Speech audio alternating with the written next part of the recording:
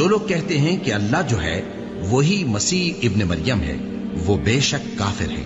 ان سے کہہ دو کہ اگر اللہ عیسیٰ ابن مریم کو اور ان کی والدہ کو اور جتنے لوگ زمین میں ہیں سب کو ہلاک کرنا چاہے تو اس کے آگے کس کی پیش چل سکتی ہے؟ اور آسمان اور زمین اور جو کچھ ان دونوں کے درمیان ہے سب پر اللہ ہی کی حکومت ہے۔ وہ جو چاہتا ہے پیدا کرتا ہے اور اللہ ہر چیز پر پورا قادر ہے۔ اور یہود اور نصارہ کہتے ہیں کہ ہم اللہ کے بیٹے اور اس کے پیارے ہیں۔ کہو کہ پھر وہ تمہارے گناہوں کے سبب تمہیں عذاب کیوں دیتا ہے؟ نہیں، بلکہ تم اس کی مخلوقات میں دوسروں کی طرح کے انسان ہو۔ وہ جسے چاہے بخشے اور جسے چاہے عذاب دے۔ اور آسمان اور زمین اور جو کچھ ان دونوں کے درمیان ہے سب پر اللہ ہی کی حکومت ہے اور سب کو اسی کی طرف لوٹ کر جانا ہے۔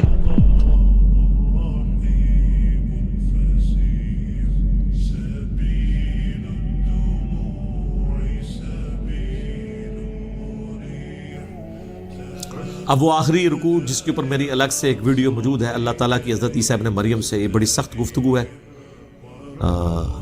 یہ کلائمیکس ہے چونکہ سورت کا۔ وَإِذْ قَالَ اللَّهُ يَا عِيسَى ابْنَ مَرْيَمَ، اور یاد کرو وہ وقت کہ جب عیسیٰ ابن مریم سے اللہ تعالیٰ فرمائے گا، یعنی گویا کہ یہ ہو چکا پاسٹ ٹینس کے سیغے میں، جس طرح پاسٹ ڈیفینٹ ہے اسی طرح سمجھ لو یہ مستقبل ڈیفینٹ ہے، ہو چکا۔ أَأَنْتَ قُلْتَ لِلنَّاسِ اتَّخِذُونِي وَأُمِّيَ إِلَٰهَيْنِ مِن دُونِ اللَّهِ، کیا تو نے لوگوں سے کہا تھا کہ تجھے اور تیری ماں کو اللہ کے سوا معبود بنا لیا جائے؟ اس میں پتہ چل گیا من دون اللہ کون ہو گیا؟ عیسیٰ ابن مریم بھی اور ان کی والدہ، اولو العزم پیغمبر بھی 5 میں سے، اور اولیاء کی سردار بھی یعنی ان کی والدہ بھی۔ جی من دون اللہ بت ہوتے ہیں، بت بھی ہوتے ہیں، فرشتے بھی ہوتے ہیں، جن بھی ہوتے ہیں، پیغمبر بھی ہوتے ہیں جب لوگ انہیں اللہ کے مقابلے پہ کھڑا کر لیں، ورنہ پیغمبر جو ہیں وہ حزب اللہ ہیں، لیکن جب اللہ کے مقابلے پہ آئیں گے تو توحید تو ننگی تلوار ہے۔ قال سبحانک، انہوں نے کہا اے اللہ تو پاک ہے۔ کیا لطیف اشارہ ہے، اب یہ ہم ترجمہ نہیں کر سکتے یہاں پہ، اس کے اندر کیا قیامت مضمر ہے کہ اے اللہ غلطیوں سے تو صرف تو پاک ہے،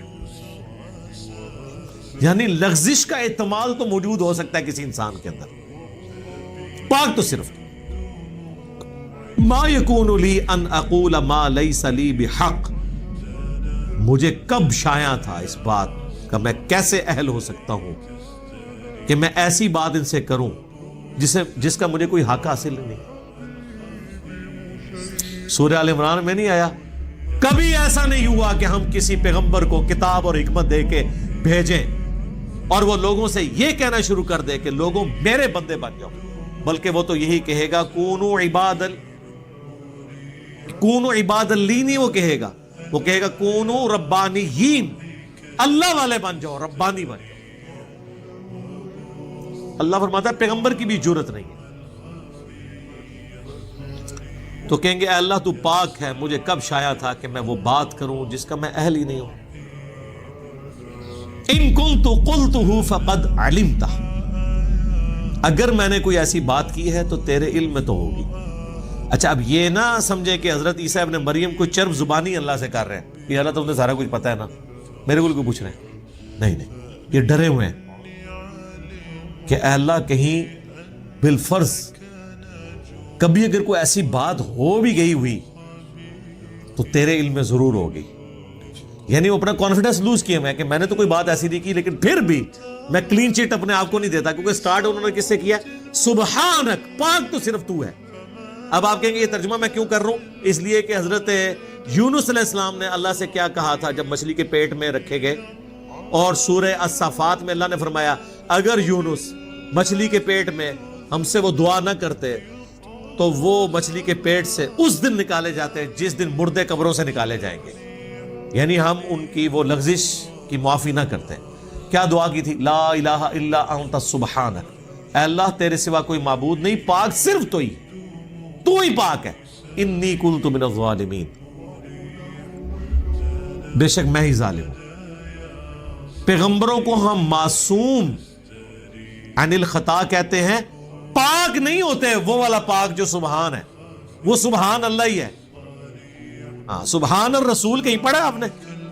نہیں، ہو ہی نہیں سکتا، ہو ہی نہیں سکتا۔ کمزوریاں ہر انسان کے ساتھ لگی ہوئی، دیکھیں جو بلٹ ان کمزوریاں ہیں اس سے تو نہیں کوئی نکل سکتا. اللہ کھانے پینے کا محتاج ہے کہ نہیں؟ اور پیغمبر ہے. سورۃ المائدہ میں ہے عیسیٰ ان کی ماں روٹی کھایا کرتے تھے، کھانے کے محتاج تھے. تو یہ ایک کمزوری ہے، گناہ نہیں ہے،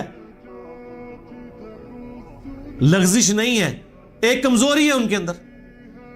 پاک صرف اللہ کی ذات ہے، پیغمبر معصوم ہے، پاک نہیں. اب دیکھیں اللہ تو پاک ہے، مجھے کب شایا تھا؟ بالفرض اگر میں نے کوئی بات کی بھی ہے، تیرے علم میں تو ہے، تعلم ما فی نفسی ولا اعلم ما فی نفسک، تو جانتا ہے جو کچھ میرے جی کے اندر ہے اور میں نہیں جانتا کہ تیرے جی میں کیا ہے. یہ ہے وہ ڈر کہ اللہ تو نے اب کیا فیصلہ کیا ہوا ہے، یہ جو میری پرسش ہو رہی ہے تو اب کرنے تو کیا جا رہا ہے، مجھے نہیں پتا، تقدیر کا کیا فیصلہ ہے وہ تیرے علم میں. یہ کون کہہ رہا ہے؟ پیغمبر، اولو العزم پیغمبر. تو بابت شاہی کوئی نہیں سرکار. ایک کہندے نے جناب وہ شیخ عبد القادر جیلانی فرمایا میں تے جنت ہی نہیں جانا جو تک سارے مرید نہ لے جان. اور سرکار اتھے تانوں کھنگن نہیں دینا کسی نے، ایتھے تے پیغمبر دیکھ رہو وہ بھی کہہ رہے نے یا اللہ تو پاک ہے. کیتا کچھ بھی نہیں، پچھلے نے کیتا ہے. جواب دے حضرت عیسیٰ ابن مریم ہو رہے انک انت علام الغیوب، بے شک غیبوں کا جاننے والا تو ہی ہے. دیکھ لے علم غیب بھی کلیئر ہو گیا. مجھے نہیں پتا تیرے جی میں کیا ہے، تجھے پتا ہے، اور پھر الٹیمیٹلی پتا تو تجھے ہی ہوگا. مجھے تو اتنا ہی پتا چلے گا جتنا تو وہی کے ذریعے بتائے گا. عالم الغیب تو صرف تو ہے. ما قلت لهم الا ما امرتنی، میں نے تو صرف ان سے وہی کچھ کہا تھا جو تو نے مجھے حکم دیا تھا. امرتنی بھی، میرے ساتھ جو حکم تو نے نازل کیا، ان اعبدوا اللہ، کہ عبادت کرو اللہ کی، ربی و ربکم، جو میرا بھی رب ہے اور تمہارا بھی رب ہے. میں نے تو توحید کی بات کی، اپنا رب بھی تجھی کو مانا اور اسی کی تبلیغ اپنے ماننے والوں کو کی. وَكُنْتُ عَلَيْهِمْ شَهِيدًا مَا دُمْتُ فِيهِمْ، اور اے اللہ میں اس وقت تک ان پر گواہ تھا جب تک کہ میں ان کے اندر رہا. فَلَمَّا تَوَفَّيْتَنِي، اور جب تو نے مجھے پورا کر دیا. میں ترجمہ یہ نہیں کر رہا کہ تو نے مجھے موت دے دی، کیونکہ سورۃ النساء میں واضح طور پر اور سورہ آل عمران میں اشارتاً موجود ہے کہ آپ کو زندہ اٹھایا گیا. باقی تفسیر کے لیے میری وہ ویڈیوز دیکھ لیں، حیات مسیح اور نزول مسیح. جب تو نے مجھے اٹھا لیا، کنت انت الرقیب علیہم، اس وقت تو ہی ان پر گواہ تھا. یعنی میں حاضر و ناظر کوئی نہیں تھا وفات کے بعد. یہ کہتے ہیں نا جی اللہ کے نبی علیہ السلام مدینہ شریف میں قبر میں ہے، لیکن وہاں بیٹھے ہوئے ہمیں دیکھ رہے ہیں، یہاں پہ موجود نہیں ہے لیکن دیکھ رہے ہیں. لیکن عیسیٰ ابن مریم کیا کہہ رہے ہیں کہ جب تو نے مجھے اٹھا لیا میں ان پہ گواہ بھی نہیں تھا. وَأَنْتَ عَلَىٰ كُلِّ شَيْءٍ شَهِيدٌ، اور تو ہی ہر بات پہ گواہ ہے. یعنی عقیدہ حاضر و ناظر بھی کلیئر کر دیا. کوئی پیغمبر حاضر و ناظر نہیں ہے. ہمارے نبی کے بارے میں سورۃ القصص میں آیا، نبی جب ہم نے موسیٰ علیہ السلام کو پکارا کوہ طور پہ، نہ تو آپ وہاں موجود تھے اور نہ آپ دیکھ رہے تھے، نہ آپ شاہد تھے، نہ فزیکلی موجود تھے نہ شاہد تھے، نہ حاضر تھے نہ ناظر تھے. یہ اللہ کی کوالٹیز ہیں کہ وہ ہر چیز کا احاطہ کیے ہوئے اپنے علم سے. یہ سیم الفاظ ہیں جو بخاری مسلم میں نبی علیہ السلام نے اپنے ساتھیوں کے بارے میں بولے ہیں کہ بخاری مسلم دونوں میں حدیث موجود ہے، میرے حوض کوثر پہ میرے اصحاب لائے جائیں گے، میں کہوں گا اصحابی اصحابی، یہ تو میرے ساتھی ہیں. مجھے بتایا جائے گا اللہ کے نبی آپ کو نہیں پتا آپ کی وفات کے بعد یہ دین سے الٹے قدم پھر گئے تھے.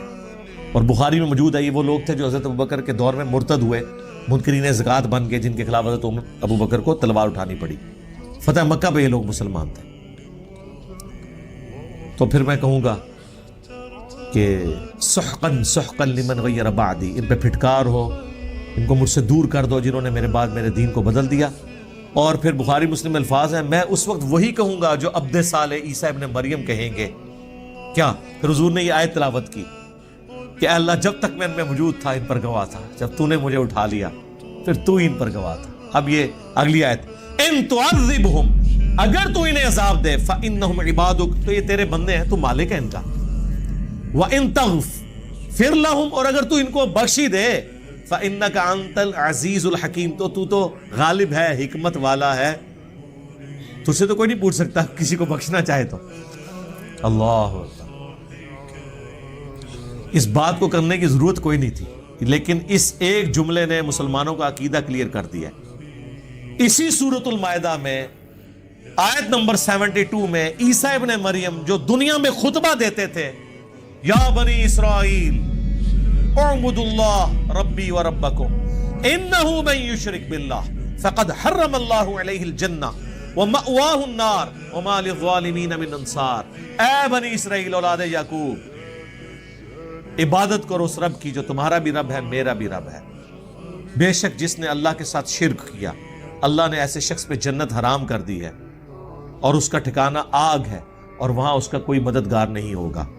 یہ بات جو حضرت عیسیٰ ابن مریم دنیا میں اپنے ماننے والوں کو بتاتے رہے، قیامت کے دن وہ اپنی بات بھول جائیں گے؟ اس جملے سے تو یہی لگ رہا ہے کہ اے اللہ اب یہ تیرے بندے ہیں، چاہے انہیں عذاب دے چاہے انہیں تو بخش دے۔ جبکہ دنیا میں تو عیسیٰ ابن مریم یہ کہہ کے گئے تھے جو مشرک ہے اس کا ٹھکانہ جہنم ہے، اس پہ جنت حرام ہے، یعنی بخشش کوئی نہیں اور کوئی مددگار بھی نہیں۔ اور یہاں عیسیٰ ابن مریم تو مدد ہی کر رہے ہیں، گویا کہ سفارش کر رہے ہیں کہ یا اللہ تیرے بندے ہیں، چاہے بخش دے چاہے عذاب دے۔ تو یہ اللہ نے میرے پہ حکمت کھولی ہے، میں نے کہیں اس بات کو نہیں پڑھا، اس طرف اشارہ، اور مجھے بھی کچھ عرصہ پہلے یہ دماغ میں بات آئی کہ جان بوجھ کے اللہ نے ایسا کیا ہے کہ تاکہ اگر کسی کو وہم ہے نا کہ یہ دنیا میں ڈرانے کے لیے باتیں تھی، آخرت کوئی نہ کوئی جیک لگ ہی جائے گا، کوئی بابا پھڑ کے کوئی زبردستی یا اللہ من وضو کرایا سین ہے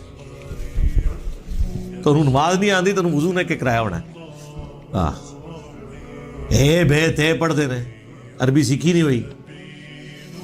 تو اللہ نے یہاں کلیئر کر دیا کہ اولو العزم پیغمبر جو 5 ہیں سورۃ الاحزاب اور سورہ شورى میں، محمد رسول اللہ، ابراہیم خلیل اللہ، موسیٰ کلیم اللہ، عیسیٰ روح اللہ اور نوح علیہ السلام علیہ السلام اجمعین، اگر وہ اولو العزم پیغمبروں میں سے ایک پیغمبر عیسیٰ ابن مریم اپنے ماننے والے مشرکین کے لیے بھی قیامت کے دن شفاعت کرے گا یہ کہہ کے کہ اللہ تیرے بندے ہیں، اب اتنے جلال میں شرک کے اندر یہ چھوٹی سی بات بہت بڑی سفارش ہے، اس کے اوپر ذرا توجہ کریں۔ اس پہ تو جواب یہ ہونا چاہیے تھا کہ عیسیٰ تجھے نہیں پتا کہ مشرکی کیسے تم سفارش کر رہے ہو، لیکن یہ اس لیے وہ کریں گے، اور اللہ نے قرآن میں ہمیں پہلی فلم چلا دی ہے کہ اگر عیسیٰ ابن مریم بھی سفارش کرے کسی مشرک کے لیے تو سفارش قبول نہیں ہونی، تو بابے تے شاہی کوئی نہیں کہ کسی نو باؤں پڑھ کے جنت اچ لے جان گے، یا کلیم کرو کہ عبد القادر جیلانی یا تمہارے جو بڑے بڑے بابے کلیم کیے ہوئے ہیں، اور تم تو ان بابوں کے بارے میں یہ کہتے ہو کہ یہ بابے تو کسی صحابی کے گھوڑے کی قدموں کی خاک جو اس کے ناک میں بیٹھتی ہے اس کے برابر نہیں ہے، تو پیغمبروں کا تو ذکر ہی نہ کرو، وہ تو اللہ کے چنے ہوئے بندے ہیں، وہ تو مخلص ہیں۔ باقی جو صحابہ تو زیادہ تر مخلص ہو سکتے ہیں، مخلص تو نہیں ہے نا، مخلص ہیں اللہ کے لیے اخلاص شو کرنے والے، مخلص تو صرف انبیاء ہیں۔ تو اے اللہ تیرے بندے ہیں، چاہے انہیں عذاب دے چاہے بخش دے۔ قال اللہ، اللہ فرمائے گا ھذا یوم ینفع الصادقین صدقہم، آج وہ دن ہے کہ سچوں کو صرف سچا عقیدہ ہی فائدہ پہنچائے گا۔ پر ایک جملے سے ٹروتھ لورز کامیاب ہو گئے۔ سر کیا بات ہے، اللہ نے یہ نہیں کہا ایمان والوں کو ایمان نفع دے گا، اللہ نے کہا سچوں کو سچا۔ سچا کون ہوتا ہے؟ جب اس کو بات پتہ چل جائے پھر وہ دنیا کو نہ دیکھے کہ یہ سچائی میں نے سے قبول کرنا ہے۔ جو مسلم شریف میں حدیث ہے کہ تکبر یہ نہیں ہے کہ تم اچھے کپڑے پہنو یا اچھے دکھو، اللہ بھی خوبصورت ہے، خوبصورتی کو پسند فرماتا ہے۔ تکبر یہ ہے کہ تم لوگوں کو حقیر جانو اور حق بات سے اناد اختیار کر لو، دشمنی کرو۔ دل نے گواہی دے دی کہ یہ ایاک نعبد و ایاک نستعین لکھا ہے، لیکن چونکہ بابوں کو پکارتے رہے، ہم بھی پکاریں، تو یہ دشمنی کر رہے ہو اپنے ساتھ۔ دل نے بتا دیا، آنکھوں سے پڑھ لیا بخاری مسلم میں نماز کا طریقہ، لیکن رفع الیدین نے شروع کیا کہ معاشرہ کیا کہے گا۔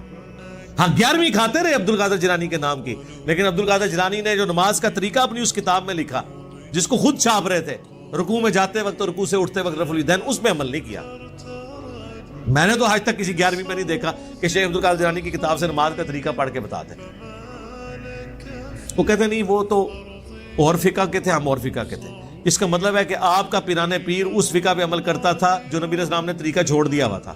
تو جس پیر کے علم الغیب کا، آپ تو کہتے ہیں آپ کا پیر آپ کے ساتھ ہوتا ہے، جس کے علم کا یہ لیول ہے کہ اس نے پوری زندگی نماز ہی وہ پڑھی ہے جو حضور نے ختم کروا دی تھی، جنہیں نماز ہی غلط سی، انہیں تو انہوں کے دینا ہے. لیکن ایسا نہیں ہے، نماز تو آڈی غلط ہے. شیخ عبد القادر جیلانی تو اس کتاب میں بخاری مسلم کے حوالے لکھتے ہیں، ہر بات میں لکھتے ہیں، بخاری میں ہے، مسلم میں ہے، ابو داؤد میں ہے، ترمذی میں ہے. حقیقت بات ہے اگر کوئی بزرگ ہیں نا واقعی تو وہ یہ لوگ ہیں جو امت کا ایسا کام کر کے گئے ہیں کہ چاہے کوئی صوفی ہے چاہے کوئی عالم ہے. اب امام غزالی دیکھ لیں، وہ عبد القادر جیلانی سے بھی آلموسٹ سمجھ لیں 100 سال پہلے کے ہیں. وہ بھی اپنی کتابوں میں بخاری مسلم کے حوالے لکھتے ہیں. یعنی رسول اللہ تک پہنچنے کا اگر کوئی وسیلہ ہے نا اس امت میں بک شوام میں تو یہ حدیث کی کتابیں اور سب سے بڑھ کر قرآن ہے. اور ظاہر ہے کہ حدیث کی کتابیں صحابہ تابعین کے ذریعے ہم تک پہنچا. تو بزرگ تو یہ لوگ ہیں. قال اللہ، اللہ فرمائے گا ھذا یوم ینفع الصادقین صدقہم، آج وہ دن ہے کہ جس دن سچوں کو سچائی ہی نفع دے گی. لہم جنات تجری من تحتها الانہار، ان کے لیے باغات ہیں جس کے نیچے نہریں بہتی ہوں گی. خالدین فیہا ابدا، اس میں رہیں گے ہمیشہ ہمیش. رضی اللہ عنہم ورضوا عنہ، اللہ ان سے راضی اور وہ اللہ سے راضی. اللہم اجعلنا منہم مع النبیین والصدیقین والشہداء والصالحین. اللہم انا نسألک جنت الفردوس مع النبیین والصدیقین والشہداء والصالحین. آمین. دیکھ لیں رضی اللہ عنہم ورضوا عنہ سارے وہ لوگ ہیں جنہوں نے دنیا میں اللہ کو راضی کر لیا، اس کے پیغمبروں کی پیروی اختیار کر لی. ذالک الفوز العظیم، یہ ہے بڑی کامیابی. یعنی دنیا میں تو لوگ کامیابی سمجھتے ہیں کہ بہت زیادہ دولت کما لی، بہت بڑا سٹیٹس حاصل کر لیا، بہت زیادہ فالوور ہو گئے، کسی کے بہت زیادہ مریدین ہو گئے، چاہنے والے ہو گئے. دنیا میں ایک شخص فٹ پاتھ پہ لاوارث مر جائے، اس کی لاش کا دفنانے والا بھی کوئی نہ ہو، لیکن اس نے زندگی اللہ کے لیے گزاری ہے، اسے کوئی فرق نہیں پڑتا، وہ اللہ کی جنتوں میں پہنچ چکا. رومن امپائر کی بیٹل فیلڈز کے اندر جو صحابہ تیل کے کڑاہوں میں روسٹ کیے گئے، وہ روسٹ ہوتے ہی جنت میں پہنچ گئے. صحیح بخاری میں موجود ہے نا، جعفر طیار جو حضرت علی کے بھائی تھے، غزوہ موتا میں ان کے 2 بازو کٹ گئے تھے. حضور نے فرمایا اللہ نے اسے جنت میں 2 پر دیے ہیں، اسی لیے ان کو طیار کہا جاتا ہے. طیارہ اردو میں بھی لفظ استعمال ہوتا ہے نا عربی کا، اڑنے والا، اور وہ جنت میں اڑ رہے ہیں. ادھر بازو کٹے ہوئے ہیں اور ادھر جنت میں. سبحان اللہ. ذالک الفوز العظیم، یہ ہے بڑی کامیابی. للہ ملک السماوات والارض، بادشاہی تو ساری کی ساری آسمانوں اور زمین کی اللہ ہی کے لیے ہے. وما فیہن، اور جو کچھ اس کے درمیان ہے. اچھا قرآن میں یہ جو جملہ ہے نا، جو کچھ آسمانوں میں ہے اور زمین میں اور جو ان کے درمیان ہے، اس سے مراد ہوتا ہے پوری کائنات. اور حقیقت بھی ہے، اگر آپ زمین کو سینٹر آپ کسی کو بھی مان سکتے ہیں، باقی ہر چیز سب سے اوپر آسمان ہے اور نیچے آپ سورج لے لیں، آپ زمین لے لیں، آپ مارس لے لیں، اس کو سینٹر مان لیں، جو کچھ اس کے درمیان ہے وہ پوری کائنات ہی آ جاتی ہے. چونکہ زمین میریکل پلانٹ ہے، اس لیے اللہ تعالیٰ زمین کا ذکر خصوصیت سے کرتا ہے. جو کچھ آسمانوں میں، زمین میں، جو کچھ ان کے درمیان میں ہے، سب کا مالک اللہ ہے، اسی کی بادشاہی ہے. وَهُوَ عَلَىٰ كُلِّ شَيْءٍ قَدِيرٌ، اور وہ ہر چیز کے اوپر قادر ہے. اب یہ کنکلوژن ہوئی ہے اس آیت کے اوپر. اللہ سے بات شروع ہوئی تھی، اللہ ہی پہ ختم ہوئی ہے. ٹھیک ہے، پیغمبر اللہ کا تعارف کروانے آتے ہیں، امام اللہ کا تعارف کروانے آتے ہیں، بابے اللہ کا تعارف کروانے آتے ہیں. لیکن افسوس جب بابے اللہ رسول کا تعارف کروانے کی بجائے اپنی عبادت کروانا شروع کرتے ہیں اور کہ آپ ہمارے ساتھ اٹیچ ہو، تو میرا خیال ہے کسی شخص کی گمراہی کے لیے یہی کافی ہے کہ وہ یہ کلیم کرے کہ جو میرے ساتھ اٹیچ ہوگا میں اسے جنت میں ذات لے جاؤں گا. میرے بھائی یہ تو گارنٹی کوئی شخص اپنے بارے میں نہیں کہہ سکتا کہ میں نے جنت میں جانا ہے کہ نہیں، صرف گمان ہی رکھ سکتا.